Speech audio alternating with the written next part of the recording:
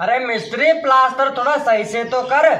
ਕੱਲ ਮੈਨੂੰ ਇੱਕ ਕੁੜੀ ਮਿਲੀ हाँ हाँ थोड़ा सही से। ਜਿਹਦੇ ਗੱਲਾਂ ਦੇ ਵਿੱਚ ਟੋਏ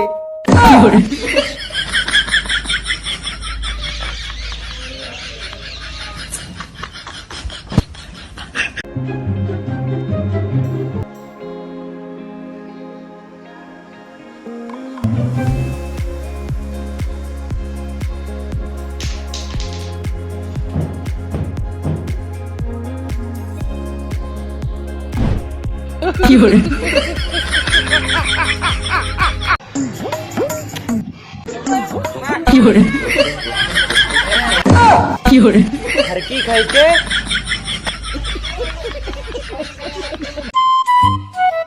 कहाँ गए थे इतनी सुबह सुबह? अरे पड़ोसन के घर था। किस लिए? हाँ हाँ दो लिए।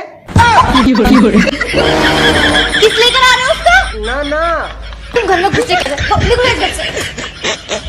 बच्चों, अगर तुम्हें अपना कैरेक्टर अच्छा करना है तो अपनी मैडम को अपनी माँ समान समझो। मैडम जी ऐसे तो हमारे पापा का कैरेक्टर खराब हो जाएगा। सही तो कह रहा हूँ मैं, समझ के तो देखो। कैसे बच्चे पल्ले पड़ गए मेरे।